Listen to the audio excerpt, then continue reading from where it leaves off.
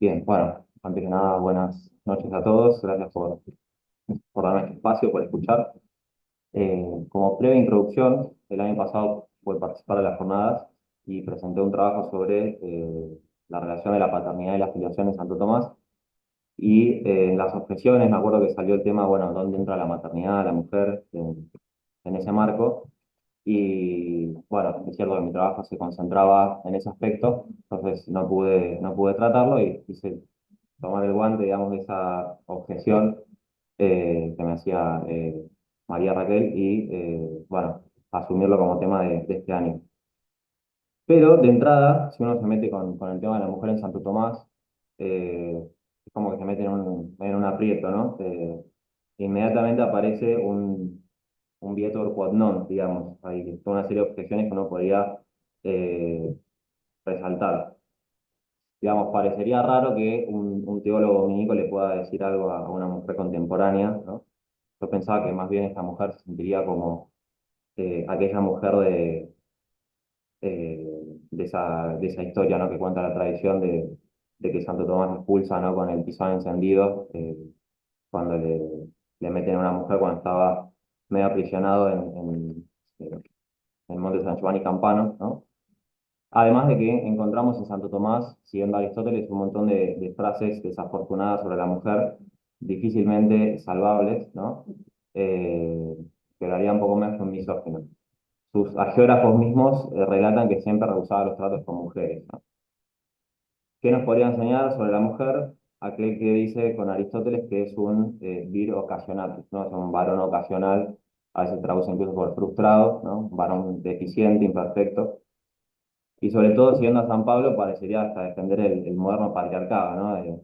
La tesis de la capitalidad del varón sobre la mujer, la sujeción de la mujer respecto del varón, la prohibición de la mujer de enseñar públicamente, la aparente negación de la imagen en la mujer, ¿no? La imagen de Dios. La mujer sería gloria del varón, más que imagen de Dios. Bueno, un montón de, de pequeñas objeciones que se pueden armar. Sin embargo, algunos en contra, digamos, quizás de tinte más biográfico, me parecen que exigirán una mirada más atenta al tema, no superficial ni sesgada ideológicamente o no vista de modo anacrónico, ¿no? En primer lugar, el amor que tenía Santo Tomás por su madre y hermanas. Santo Tomás tenía 5 hermanas. Eh, la quinta, de nombre desconocido, se murió por un rayo cuando era chiquito y por eso le tenía mucho miedo a los truenos, Santo Tomás. Pero sabemos del resto que, por ejemplo, en esa especie de prisión forzosa que tuvo, convenció a una de esas hermanas a ingresar en el monasterio de Benedictinas, donde terminó siendo abadesa, y después a Teodora y a una de sus sobrinas, Francesca, las visitaba frecuentemente y al final de su vida quiso visitar a sus hermanas eh, antes de ir a un convento religioso para terminar de morir ahí, ¿no? Pero tenía un aprecio, ¿no? por sus hermanas. También se cuenta que tuvo especial devoción a Santa Inés, ¿no? O sea, entre todos los santos, especialmente se rescata a esta mujer, ¿no? Virgen y mártir.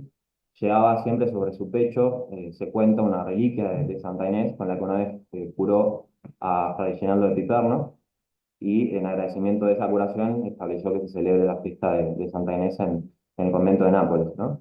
No menor fue su devoción a la Santísima Virgen. Se conoce también esa anécdota cuando era pequeño, ¿no? Del papel con el Ave María. Aparte de que San Tomás iba a dar un sermón acerca del Ave María, entre otros sermones sobre la Virgen también, ¿no? Eh, Más allá de cuestiones también biográficas, me parece ilustrativo una anécdota más. Así como por un lado está esa mujer que se iba espantada, digamos, de Santo Tomás, también se cuenta de una mujer que una vez que la Quinata había dado un sermón, tomó tanta confianza y admiración por el predicador que estando enferma, padecía de hemorragias, se acerca para tocar su manto y se cura, ¿no? Pareció a la hemorroides del Evangelio, ¿no? Entonces, esta mujer que se acerca con confianza a Santo Tomás para ser curada.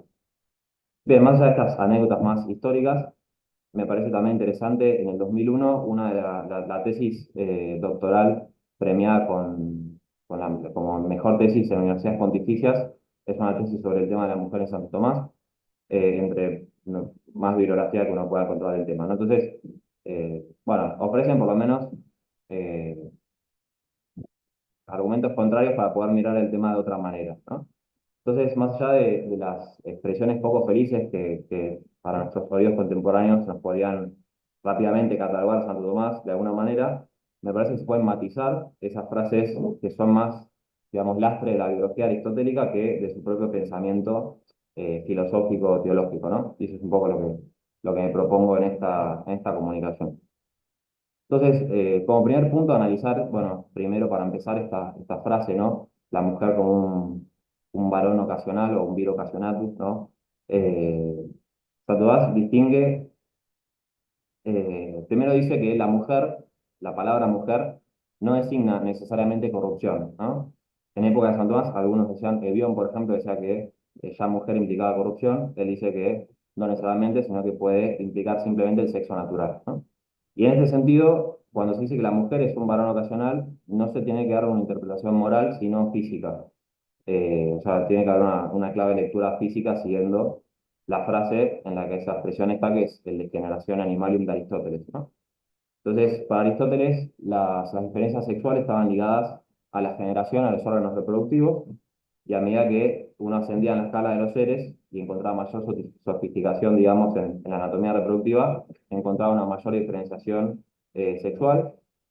En los vivientes perfectos, los animales, incluido el hombre, la oposición se da entre individuos numéricamente diversos, algunas plantas estarían juntas, por ejemplo, y en esa distinción, el macho haría el rol de el agente activo que da la forma, en cambio la hembra o la mujer sería el principio pasivo que suministra la materia receptora, ¿no?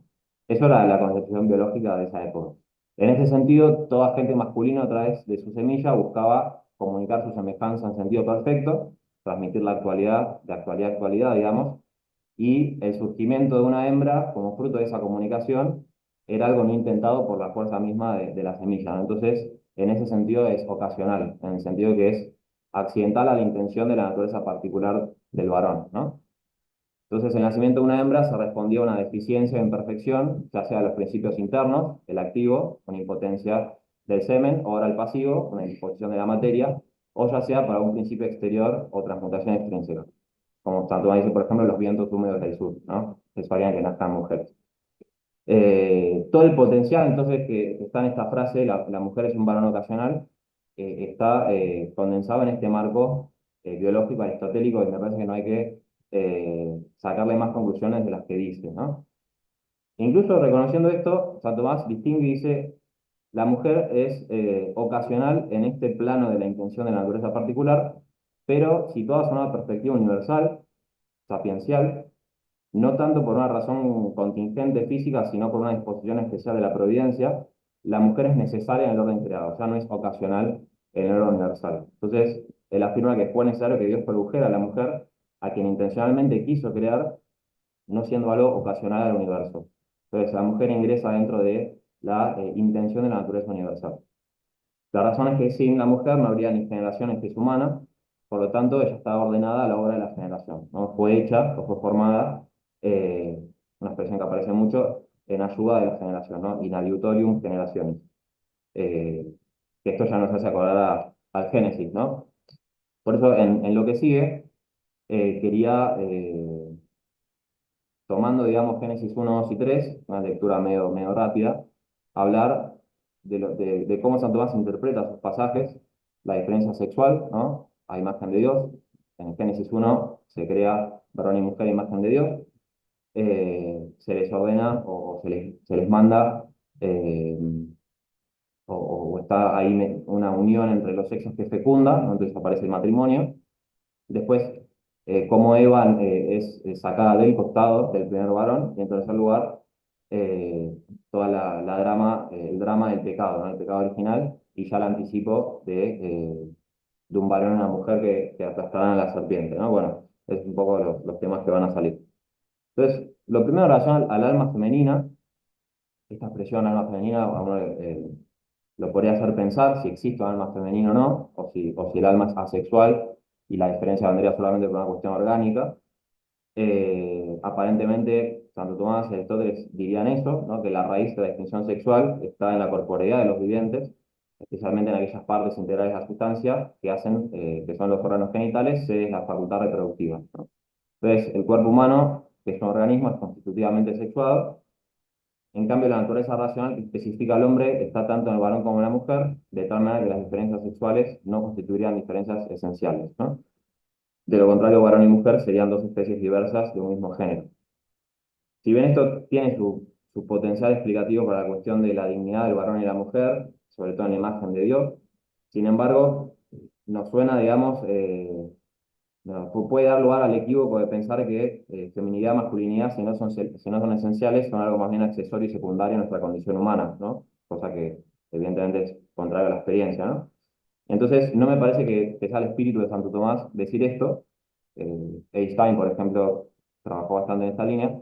Sería largo desarrollar el tema en extenso, pero quería solamente tomar un texto de Anima, donde se plantea que la diferencia sexual es cierto que no es de orden esencial, porque tanto varón y mujer comparten la misma esencia, sino que es del orden accidental, pero hay que distinguir qué tipo de accidentalidad tiene la diferencia sexual, ¿no? Entonces, acá accidental no está en el sentido predicamental, porque en ese sentido no es accidental porque está enraizada en partes integrantes de la sustancia. Es accidental en el sentido lógico de lo que cae fuera de la definición, ¿no? O sea, que se puede entender la esencia humana sin apelar a esa diferencia accidental de varón y mujer, ¿no? Porque la esencia humana puede ser tanto femenina como masculina. Bien, pero no por eso es algo móvil. Entonces, Sartori tiene tres géneros de accidentes en este sentido. Primero serían los accidentes propios, que brotan necesariamente de los principios de la especie. Por ejemplo, la risibilidad, el hombre es naturalmente risible, aunque a veces no parezca, ¿no? Estos son comunes entre varón y mujer, puesto que comparten esa misma especie, ¿no? Entonces, yo no puedo entender el varón y la mujer sin la capacidad de ser risible. Y en segundo lugar, los accidentes que brotan de los principios individuales. Y estos, a su vez, dice Santo Tomás, se dividen en dos. En primer lugar, aquellos que siguen necesaria, permanente e inseparablemente al sujeto, no a la persona. Y aquí Santo Tomás coloca la feminidad y la masculinidad. O sea, ser varón y ser mujer, si bien no constituiría un rasgo que siga a la especie en sus principios esenciales, sí sería un constitutivo inseparable y definitivo a la identidad individual de la persona, ¿no? De hecho, Santo Tomás dice que si fuera posible una definición de cada persona, eh, tendría que incluir esta carne y estos huesos, ¿no? Hoy digamos, bueno, el código genético y esas cosas, ¿no? Entonces, aun cuando en la razón de hombre en común no ingrese esta carne y estos huesos, ser varón o ser mujer, sin embargo entra en la razón de esta mujer concreta, la feminidad, ¿no? Si no se puede entender sin su sexualidad, ¿no? Bueno, después estarían los accidentes móviles, como por ejemplo sentarse, caminar, etc. Bien, entonces esto es básicamente el tema del alma femenina. En este sentido, si la raíz de la sexualidad estaría en lo orgánico, sin embargo, está integrado y asumido por la espiritualidad, ¿no? De tal manera que el hombre no es simplemente un animal que se reproduce genitalmente, digamos, sino que toda la dimensión sexual está profundamente asumida por la integridad última de la persona, ¿no? Esto va a tener sentido cuando hablemos del matrimonio. Bien, segundo punto, la mujer imagen de Dios, ¿no? Si bien es claro que en el Génesis Dios dice que la imagen está en el varón y la mujer, en algunas epístolas paulinas parecería dar lugar a confusión, ¿no? San Pablo dice que el varón es imagen de Dios, pero la mujer es gloria del varón, ¿no? Entonces parecería que no es imagen de Dios. Porque aparte Adán fue creado por Dios del barro, en cambio Eva fue creada de Adán, ¿no? No directamente de Dios. Entonces, bueno, ¿cómo entender esto? De lo cual se seguirían ciertas diferencias entre varón y mujer, es un poco lo que me propuse aclarar ahora. Entonces, en relación al tema del imago, hay que distinguir dos aspectos. Por un lado, aquello en lo que propio y principalmente consiste la imagen de Dios, o sea, la naturaleza intelectual desde un punto de vista esencial. El hombre se dice a imagen de Dios según su mente o espíritu, en cuanto es capaz de Dios, es decir, cuanto la misma naturaleza de la mente tiene la aptitud para conocer y amar a Dios, y en cuanto lo conoce y ama de hecho, en hábito o en acto, ya sea por gracia o en la gloria, configurándose a las procesiones trinitarias a las mismas personas divinas. En cualquier caso, puesto que no hay diferencias específicas entre varón y mujer en razón de la mente espiritual, ambos son plenamente a imagen de Dios en este sentido, ¿no? Entonces, la mujer es plenamente imagen de Dios. Por otro lado, Santo Tomás distingue aquello en lo que consiste la imagen de un modo secundario, desde un punto de vista exterior o interior. En este segundo sentido, suele decir que el varón es más imagen de Dios que la mujer. aunque vamos a aclarar que a veces es al revés, ahora lo vamos a decir. Primero, desde aspectos más externos que tienen significación sacramental o tipológica, ¿no? En el sentido de que, así como Adán fue principio de la mujer y de toda la humanidad por extensión, así también Dios es principio de todas las criaturas, del universo de las criaturas, ¿no? Entonces tendría esa mayor dignidad por ser principio de todos los hombres, así como Dios es creador del universo, ¿no? Y en segundo lugar, así como el costado del varón somnoliento y adormecido fue extraída la costilla desde la cual se formó la mujer, así también del costado de Cristo adormecido en la cruz brotó sangre y agua por los que se instituyen los sacramentos por los que salva la iglesia, ¿no? Entonces, Adán no sería solamente imagen de Dios en cuanto creador universal, sino también imagen de Cristo en cuanto cabeza de toda la iglesia.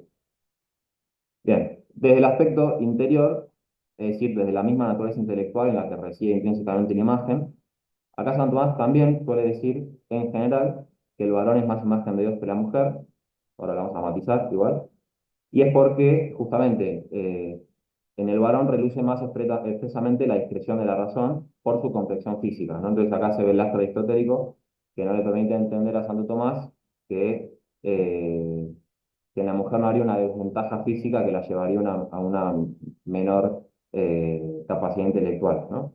Entonces, con lo que él sabe, dice, bueno, en general, aparte lo ve desde un hecho experimental, si bien la parte racional del hombre es espiritual e inorgánica, común entonces a varón y mujer, sin embargo depende para ejercer sus actos propios, para entender y amar, de tanto los fantasmas de los sentidos como las pasiones y los apetitos sensitivos, ¿no? Ambas realidades psicosomáticas, orgánicas, localizadas en el cuerpo y por lo tanto sexuadas eh, y afectadas sexualmente, ¿no?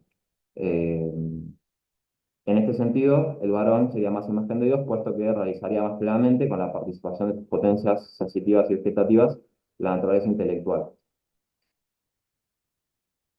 Con todo, el motivo es este fundamento de raigambre aristotélica que privilegiaría al varón, puede tener sentido utim pluribus, ¿no? En la mayoría de los casos, pero no es una regla general para San Tomás y él se esfuerza por aclarar y mostrar las excepciones, de que la mujer puede ser más fuerte, digamos, en este sentido.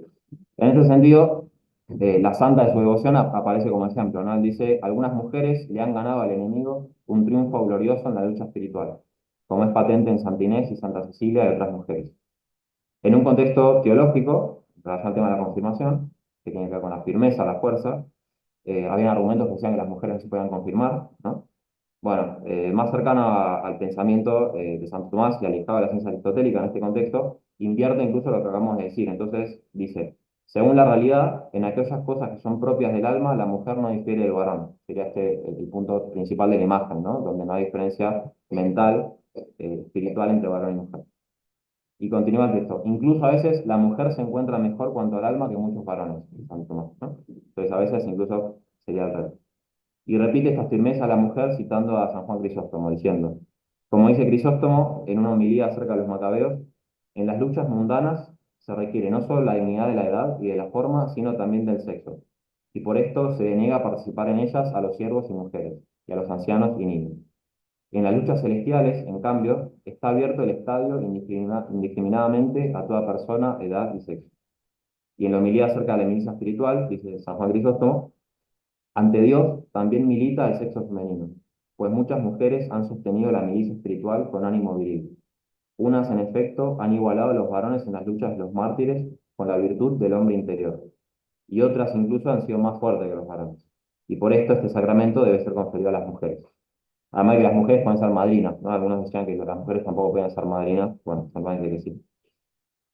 Eh, También matiza esta tesis cuando, en el contexto de la cuestión de la continencia e incontinencia de los niños y mujeres, que Aristóteles negaba la continencia e incontinencia de los niños y mujeres porque justamente por su complexión frágil no tendría suficiente fuerza racional para contener a la emoción. Entonces, de vuelta matiza, dice que hay excepciones, pone el ejemplo de mujeres y demás, ¿no? Ahora bien, incluso reconociendo la imperfección orgánica de la mujer, esto no implicaría necesariamente para Santo Tomás una imperfección moral que que caería en detrimento de la imagen, ¿no? Al contrario, por su naturaleza blanda y flexible, dice Santo Tomás, las mujeres tienden a ser más humildes y fervientes en la caridad. Quizás en ellas frecuentemente no abunda la solidez racional, pero esta característica puede llevar a muchos varones a ser altivos y de corazón rígido, frío e impenetrable. O sea, el varón más racional podría incluso eso serle desventajoso a nivel moral, ¿no? Se trata de lo que Santo Tomás llama duricia cordis o congelatio cordis, que es una de las hijas de la avaricia. O sea, la avaricia, ese deseo desordenado de riquezas, implicaría tener y retener sobre todo el dinero, y eso produciría cerrazón y dureza espiritual, ¿no? Entonces, esto sería, Santo Tomás suele decir que los varones, su talón de Aquiles, digamos, es la avaricia, porque se desordenan más de lo espiritual en la búsqueda de desordenar los bienes exteriores. Esta dureza la llama también Santo Tomás inhumanitas, ¿no? Entonces, la solidez racional propia del hombre muchas veces se distorsiona en bestialidad inhumana, ¿no? Lejos de hacerlo a imagen de Dios. Las mujeres, en cambio, tienen el corazón más líquido, descongelado, descomprimido, más caluroso, tanto que hierve más fácilmente por amor, es más fervoroso. Por esto suelen ser más devotas y religiosas, más entregadas a Dios y con mayores deseos de santidad. Tu corazón blando hace que naturalmente sean más penitentes, de corazón contrito y en este sentido se compadezcan más fácilmente de las miserias ajenas. Como dice Santo Tomás, las mujeres son naturalmente misericordiosas. De allí que estén dispuestas a subsanar esas miserias. Por eso también dice, las mujeres tienen el afecto más proclive a dar con largueza. Vale mencionar aquí la famosa Betula, ¿no? Viejecilla o viejita que Santo Tomás relativamente con frecuencia nombra en su corpus, poniéndola por su sabiduría, fe y devoción por encima de los filósofos antiguos. Por ejemplo, Pitágoras, ¿no? Eso lo dice en un sermón. Dice, Pitágoras abandonó las riquezas del mundo, se dio a la sabiduría y afirmó que el alma es inmortal. Y Santo Tomás dice, ¿qué viejita no sabe que el alma es inmortal por la fe, ¿no? Entonces la pone por encima de la filosofía antigua, ¿no? No obstante, hay que aclarar, tanto también es realista, el corazón dúctil de la mujer puede hacer que se deje llevar fácilmente por sus pasiones, ¿no? Ya mencionábamos su incapacidad de continencia, y en este sentido dice, las mujeres se precipitan con mayor facilidad hacia el mal, ¿no? Este corazón líquido e inestable produce que caigan divagaciones mentales, o sea, dice como que se dispersa, ¿no? Se mueve hacia muchas cosas, de allí el peligro de la ociosidad en la mujer, ¿no? Que presta que la mujer se distraiga del bien de la razón. Por eso dice los antiguos hacían que las mujeres tuvieran siempre alguna ocupación, ¿no? Los romanos, dice también, no les daban vino porque rápidamente afectaba el uso de su razón, que más difícilmente resistía el poder embriagante. La mujer tiene mayor aptitud para caer no solo en la embriaguez, sino en cualquier tipo de intemperancia en general. Entonces, así como Santos decía que los varones, el vicio sería la avaricia, más propio, el talón de Aquiles de las mujeres iría más por la concupiscencia. Entonces dice, la pasión propia de las mujeres es la concupiscencia. Y las delicias, si bien en general para todos, pero especialmente para ellas, pueden ser ocasión de muerte, ¿no? Quizás esta falta de moderación de su apetito se deba precisamente al intenso fervor con el que ama los bienes. En el fondo responde a un deseo desordenado de amor intenso por parte del bien amado. Esto explica el intento propio de la lujuria femenina por seducir al varón a través de su aspecto exterior, entonces acá aparece toda la cuestión del ornato en Santo Tomás, y muy especialmente a través de su trato y conversación por medio de palabras. Por esto Santo Tomás rehuía la conversación con las mujeres, ¿no? Como dice Santo Tomás, la mujer es aquello que de modo máximo inmuta o conmociona el corazón sensitivo del hombre. Incluso más dice que el poder y las riquezas, porque incluso a un rey lo puede dominar la mujer, dice, ¿no? Las palabras de la mujer impactan profundamente en el varón, y cuando quieren pueden ser lo más destructivo de todo. Como enseña Laquinate, ubicándonos no ya en la falta de moderación de la concupiscencia, sino la falta de moderación de la ira, las mujeres pueden ser máximamente crueles y perversas, dice, ¿no? No hay ira como la ira de la mujer. Su maldad supera toda otra maldad. También dice, porque cuando es piadosa es máximamente piadosa, ¿no? Su piedad supera toda piedad. Pero bueno, cuando es mala, es mala en serio, ¿no? Eh, Cita incluso el eclesiástico que compara la lengua de la mujer con el fuego, ¿no? Tanto por su carácter atractivo y seductor, como también por su potencial hiriente. Volviendo a la idea de la betula, la anciana, Tomás reconoce que en razón de la edad suelen ser sospechosas y desconfiadas, presumiendo males de los demás, y en razón del sexo suelen ser celosas, ¿no? Bueno, el próximo punto es la cuestión del matrimonio, que aparece en el Génesis, ¿no? Ligado a la imagen. Más allá del dato revelado, Santo Tomás enseña que el matrimonio es natural, o por lo menos se pregunta si el matrimonio es natural, y afirma no es natural en el sentido de que brota por necesidad de nuestra esencia, como podría ser la unión de parejas, digamos, en animales, sino en el sentido de que nuestra naturaleza racional nos inclina hacia el bien del matrimonio, aunque requiera la consumación libre de aquella tendencia, ¿no? Esta inclinación, este impulso de la razón hacia el bien del matrimonio es tanto hacia su fin principal, que es el bien de la prole. Hoy en día no se suele distinguir en principal y secundario, pero bueno, en Santo Tomás está esta distinción. El bien de los hijos es, primero, su mismo ser y vivir, que es fruto de la generación. Segundo, su bien es principalmente que alcancen el bien ser o buen vivir. O sea, no solamente sobrevivir, sino que viva bien, como decía Aristóteles, ¿no? La vida virtuosa, fruto de la crianza y la educación, es decir, la conducción y promoción hasta el estado perfecto del hombre en cuanto es hombre, que es el estado de virtud. O sea, la famosa definición que después el magisterio de la Iglesia asume como definición de educación, ¿no? La mujer no se ordena simplemente una función reproductiva. Esto es lo que decíamos de no malinterpretar el que fue hecha in adiutorium generationis, ¿no? En ayuda de la generación. No es que es un simple instrumento dentro del orden universal eh, para cumplir una función reproductiva. Plantas y brutos se reproducen, pero no son ni padres ni madres y tampoco educan. Ser padre y madre no suele ser principio del ese y nutrimentum, no del ser y el alimento, sino fundamentalmente de disciplina, dice Aristóteles, ¿no? O sea, de enseñanza. Plantas y animales, sobre todo algunos animales, para generar, dar vida y conservar la vida mediante la crianza, alimentación, protección del medio ambiente, etcétera, raramente necesitan unirse estable, permanente e indisolublemente con una pareja determinada y única, ¿no? Sandás con algunos ejemplos de animales que sí suelen ser fieles, pero dice que en general no, los animales tienen crías y se separan, ¿no? Eso es porque tienen estimativa, dice, y entonces la estimativa naturalmente les es suficiente sin experiencia para aprender lo necesario para su vida. Pero la paternidad y maternidad propiamente humanas, no como la simple gestación de una vida en el útero material, sino como una segunda generación o comunicación espiritual en el útero espiritual que es familia, es una expresión literal de Santo Tomás, requiere una perfecta amicitia, una perfecta amistad, una unión fiel, estable, permanente con una persona concreta y determinada. Por eso dice, el hijo no podría ser educado e instruido por los padres a menos que tuviera ciertos padres determinados. La perdurabilidad, la solubilidad, la indeterminación, la incertidumbre atentarían contra el bien natural del hijo hacia el que la razón inclina, ¿no? Por eso el matrimonio es esta obligación mutua entre varón y mujer determinado. En segundo lugar, la razón impulsa al fin secundario del matrimonio, que es el mutuo obsequio entre los cónyuges en lo relativo a la vida doméstica. El hombre, bueno, acá quizás suena mal, ¿no? Pero el hombre es naturalmente un animal doméstico. Hoy en día usamos animal doméstico para los animales, pero bueno, Aristóteles dice el hombre es un animal o un son económico, ¿no? Un animal doméstico. Y por extensión político o civil, ¿no? Inclinado a habitar con otros, siendo autoinsuficiente por sí mismo. Así, tanto el varón esposo necesita a la mujer esposa como al revés para lo necesario en la dispensación del hogar.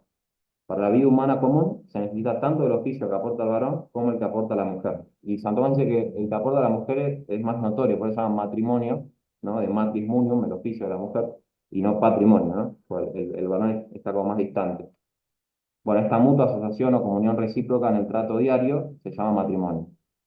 Entonces, se distinguen esos dos aspectos. Uno más vertical, ligado a la maternidad-paternidad, es decir, generación y educación de los hijos, la vida que se comunica. Y el segundo más horizontal, ligado a la responsabilidad, es decir, la colaboración recíproca entre esposos para la buena vida familiar, ¿no? La vida en común. En el primero, Santo Tomás dice que en el acto matrimonial hay igualdad entre varón y mujer. Quizás un poco en contra de la biología de su época, ¿no? Que veía este predominio del varón por ser el agente activo, por la mujer por ser el agente, el paciente que da la materia. Santo Tomás dice que en el acto matrimonial esa unión es igual, porque por el matrimonio el varón entrega a la esposa la potestad sobre su cuerpo y viceversa, no total, sino en el uso, y un uso que tiene que ser racional de acuerdo a los fines del matrimonio. No es que podamos usar el cuerpo ajeno por el matrimonio de cualquier manera, sino racional. De tal modo que es un bien debido, ¿no? Por eso uno puede pecar de insensibilidad o de injusticia, ¿no? Cuando rechaza el acto matrimonial. Respecto al segundo aspecto, en lo relativo al gobierno y señorío de la casa, ¿no? Domus, donde viene dominus, señor, acá sí afirma que el varón es cabeza de la mujer y de los hijos, siendo más vigoroso por su complexión física y en consecuencia mental, para corregir a los hijos e instruirlos con sus palabras. Ahora bien, de ninguna manera la fortaleza física y racional del varón implicaría desuso, violencia ni un sometimiento desordenado de la mujer y los hijos. Al contrario, toda la fuerza de la paternidad del esposo está puesta suave, gentil y ternamente al servicio de la esposa e hijos. Y en este sentido, Santo Tomás critica con lujo de detalle toda suerte de lujuria por parte del varón y, y habla incluso de la paternidad ausente, de las madres eh, solteras, ¿no? Que son despreciadas por sus maridos, y nota la dificultad que tienen para ellas la educación de los hijos por la falta de aporte masculino. Bueno, muchos aportes podrían ser actuales, ¿no? Pero bueno, me parece importante distinguir dos sentidos de dominio o capitalidad del varón sobre la mujer, al mismo tiempo, al contrario, de sujeción u obediencia de la mujer respecto al varón, ¿no? Que ya de entrada no suena como mal, esto. Eh, pero porque lo reducimos a uno. Entonces, es importante tener en cuenta el primero, según el cual el dominio es virtuoso, económico, civil, político, real. Es decir, cuando el padre de familia conduce a la familia, a la esposa, a los hijos, por el bien de ellos, ¿no? Ese es un amor sacrificado más. Eh, Incluso Antoine dice que en relación a la esposa no es un dominio, sino un casi dominio. El esposo no es señor de la esposa, sino casi señor eh, de la esposa, ¿no? Bien, en cambio, el dominio vicioso, despótico, tiránico, sería, más que conducir a la mujer e hijos con la cabeza, ¿no? Ser cabeza de la familia, sería más bien aplastarlos con los pies, ¿no? De allí que no sea propiamente capitalidad, porque implicaría la búsqueda del propio bien personal a costa de los demás. El primer dominio, Santuán dice que es previo al pecado original, o sea, está ordenado por la ley de Dios, que el varón sea cabeza a la mujer, no como sometiéndola servilmente, sino gobernándola por su bien. En cambio, este dominio tiránico, opresor, digamos hoy, del varón respecto de la mujer, que se encuentra servilmente sometida a a su violencia, es fruto del pecado original, ¿no? Hunde sus raíces en el jardín de Edén. Bien. Voy a saltear algunas cosas. Esto de esa doble capitalidad se entiende muy bien en el relato del Génesis, ¿no? Donde se dice que la mujer no fue formada ni de la cabeza ni de los pies, o sea, ni de la cabeza para ser señora, ni de los pies para ser esclava, sino del costado para ser acompañante, ¿no? Compañera socia, ¿no? Dice ahí Santo Tomás. Eh, Bien. Acá, bueno, voy a citar un pasaje súper interesante donde Santo Tomás de Aristóteles muestra el rechazo de la capitalidad del varón por parte de la mujer y qué consecuencias tendría eso a nivel social. O sea, qué pasaría si la mujer asumiera la capitalidad despótica, ¿no? Por sobre el varón, y pone todas las consecuencias sociales de este fenómeno. Y de ahí vendría una frase que si uno la lee rápido choca, que dice Aristóteles que la corrupción de la familia y la ciudad sucede cuando el dominio llega a la mujer, ¿no? Bueno, Santo Tomás la entiende en cuanto que cuando la mujer tiene potestad, pretende con esfuerzo ir en contra de su varón, ¿no? Es decir, no es en contra de la potestad femenina, sino en la medida en que rechaza la del varón, ¿no? En cualquier caso, el matrimonio se entiende esta capitalidad en clave sacramental, ¿no? Así como el varón es cabeza de la mujer, eso quiere significar por el matrimonio que Cristo es cabeza de la iglesia, ¿no? Bien, en relación a la mujer como gloria del varón, la mujer como gloria del varón, esta cuestión de San Pablo, ¿no? De cómo entender esto. Efectivamente, San Pablo dice que el varón es cabeza de la mujer, ¿no? Y Cristo es cabeza del varón, y Dios es cabeza de Cristo. Entonces la mujer tendría por cabeza al varón, sería imagen de Dios, pero sería gloria del varón. En cambio, el varón sería imagen y gloria de Dios. Por esto, el varón debería usar velo, ¿no? La cuestión del velo, y la mujer sí debería usar velo, ¿no? Bien. Bueno, entonces ahí hay toda una cuestión en relación a qué significa el velo. Lo vamos a saltear, ¿no?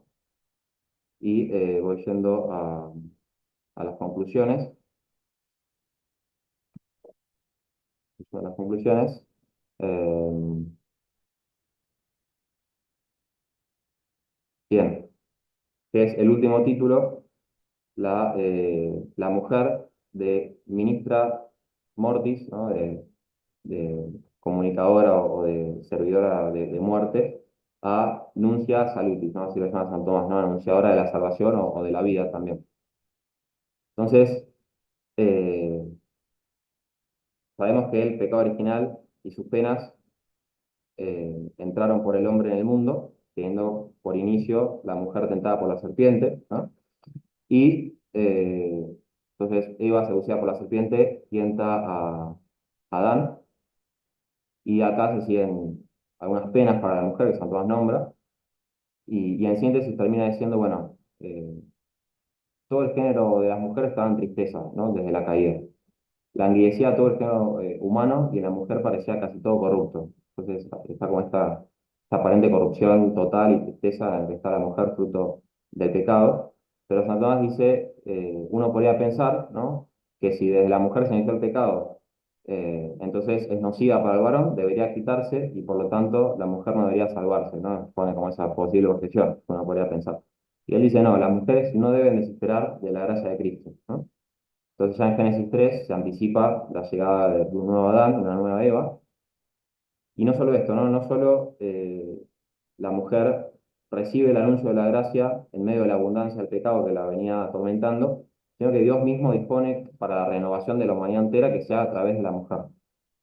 Entonces, para terminar, simplemente quería distinguir cuatro momentos que después estaría bueno ver los textos, pero los voy a decir sintéticamente.